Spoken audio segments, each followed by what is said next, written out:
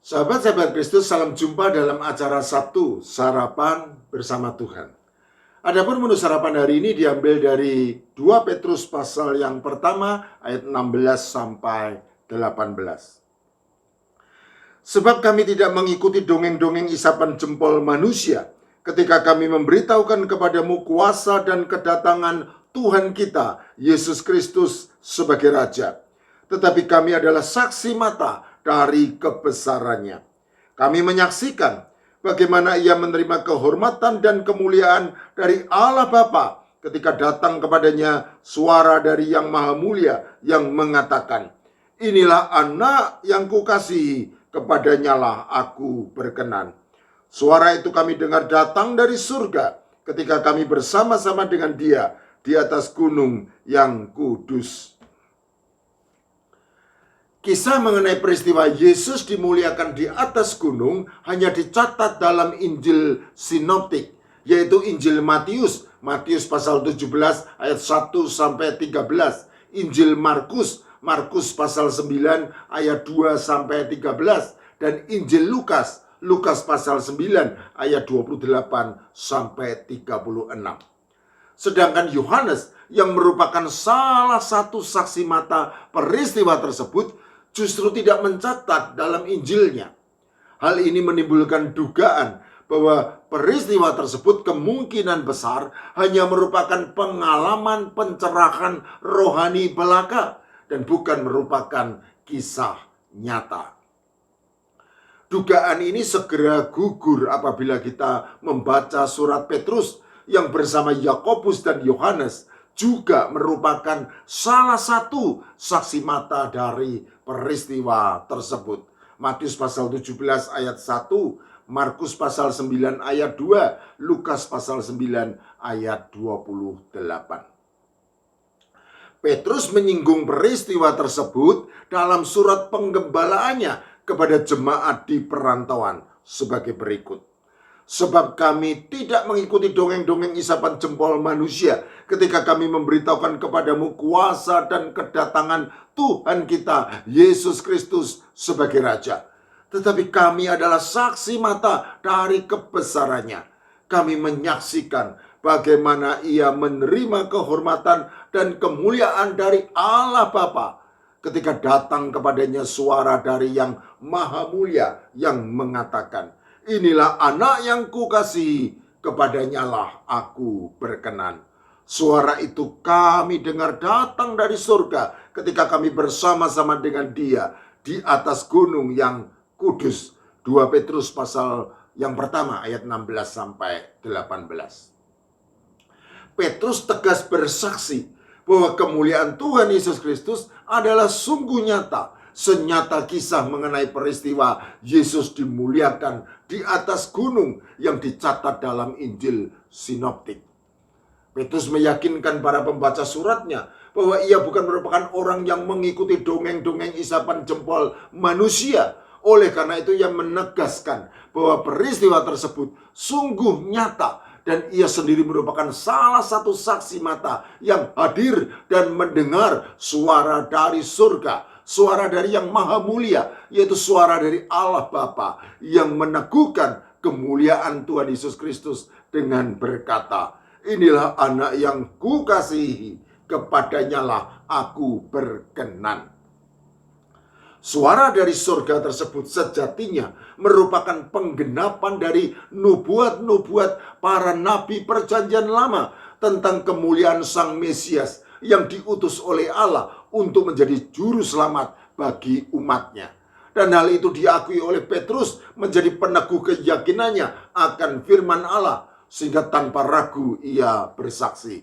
Dengan demikian, kami makin diteguhkan oleh firman yang telah disampaikan oleh para nabi. Alangkah baiknya kalau kamu memperhatikannya, sama seperti memperhatikan pelita yang bercahaya di tempat gelap, sampai fajar menyingsing dan bintang timur terbit bersinar di hatimu. Yang terutama harus kamu ketahui ialah bahwa nubuat-nubuat dalam kitab suci tidak boleh ditafsirkan menurut kehendak sendiri, sebab tidak pernah nubuat dihasilkan oleh kehendak manusia, tetapi oleh dorongan Roh Kudus orang-orang berbicara atas nama Allah. 2 Petrus pasal pertama ayat 19 sampai 21. Kisah mengenai peristiwa Yesus dimuliakan di atas gunung yang dicatat di dalam Injil Sinoptik lazim disebut sebagai peristiwa transfigurasi. Apakah transfigurasi itu? Transfigurasi adalah istilah teologis untuk menyebut perubahan rupa dari Tuhan Yesus Kristus ketika berada di atas gunung yang tinggi bersama 3 muridnya. Matius dalam Injilnya mencatat, 6 hari kemudian Yesus membawa Petrus, Yakobus, dan Yohanes saudaranya, dan bersama-sama dengan mereka ia naik ke sebuah gunung yang tinggi. Di situ mereka sendiri saja. Lalu Yesus berubah rupa di depan mata mereka. Wajahnya bercahaya seperti matahari dan pakaiannya menjadi putih bersinar seperti terang. Matius pasal 17 ayat 1 dan 2. Menurut R.C. Sproul dalam bukunya Essential Truth of the Christian Faith, kata depan trans secara harfiah memiliki arti melewati. Oleh karena itu transfigurasi menggambarkan adanya suatu batasan yang dilewati, yaitu batasan natural ke supranatural, antara manusia dan ilahi, dari dimensi-dimensi ke dalam wilayah Allah. Ia juga menyatakan bahwa pada saat transfigurasi, cahaya yang sangat terang memancar dari Tuhan Yesus Kristus. Terang itu merupakan manifestasi yang terlihat, yang menyatakan bahwa keilahian Tuhan Yesus Kristus terpancar dari kemanusiaannya.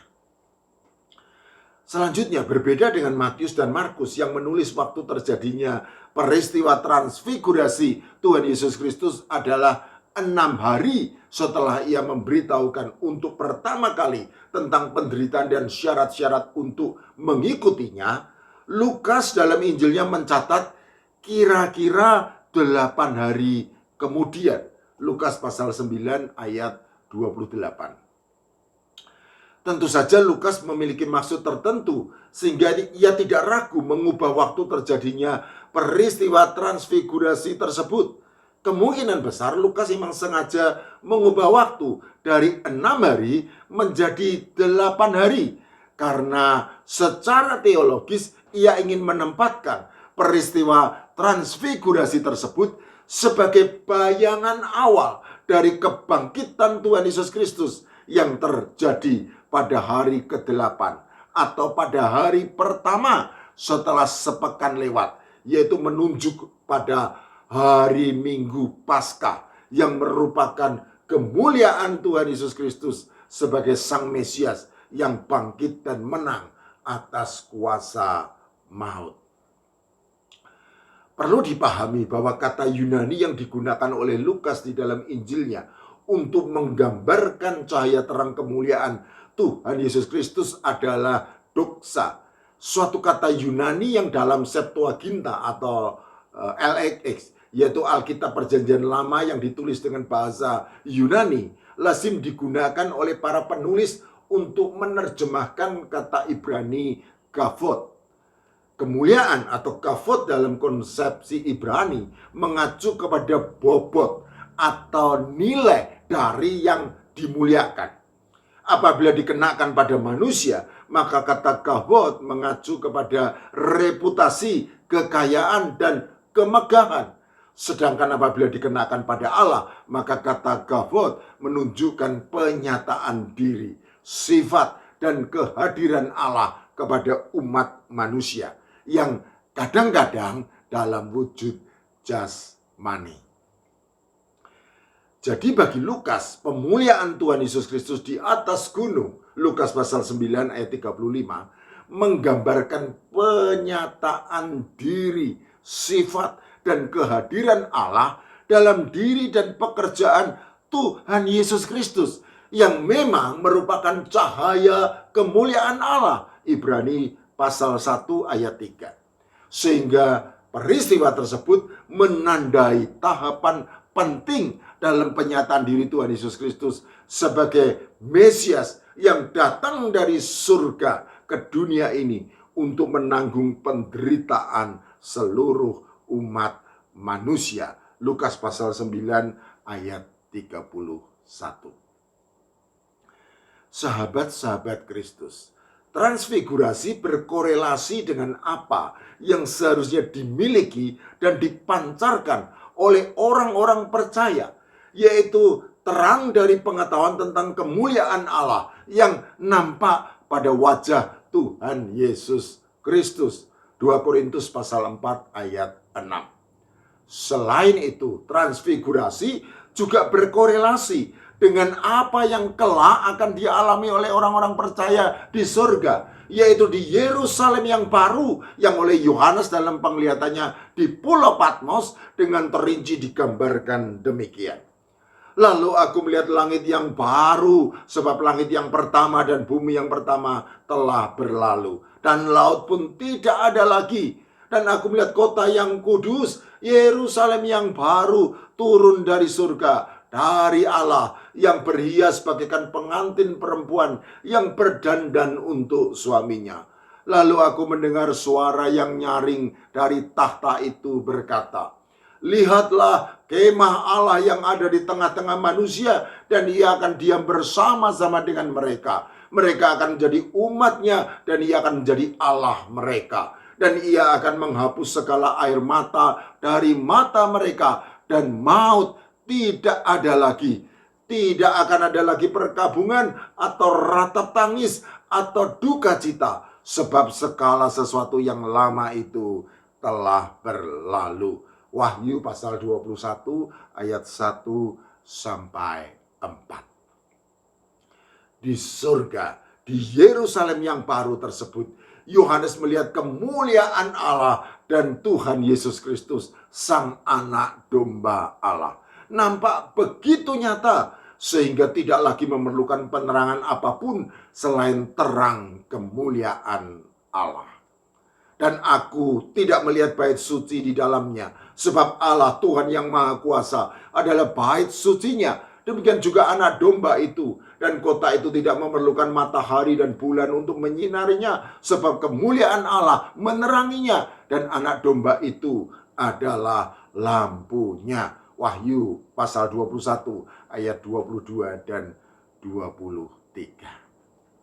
Selanjutnya, kemuliaan Allah itu akan memancar untuk menerangi orang-orang percaya. Maka tidak akan ada lagi laknat. Tahta Allah dan tahta Anak Domba akan ada di dalamnya, dan hamba-hambanya akan beribadah kepadanya, dan mereka akan melihat wajahnya, dan namanya akan tertulis di dahi mereka. Dan malam tidak akan ada lagi di sana, dan mereka tidak memerlukan cahaya matahari, sebab Tuhan Allah akan menerangi mereka, dan mereka akan memerintah sebagai raja sampai selama-lamanya. Wahyu pasal 22 ayat 3 sampai 5. Sahabat-sahabat Kristus, inilah pengharapan kita orang-orang percaya, bahwa sama seperti Tuhan Yesus Kristus telah dimuliakan di atas gunung, maka kita kelak juga akan dimuliakan di Yerusalem yang baru, di atas gunung Sion surgawi. Itulah saat terindah, yaitu ketika terang kemuliaan Allah juga bercahaya atas kita. Amin.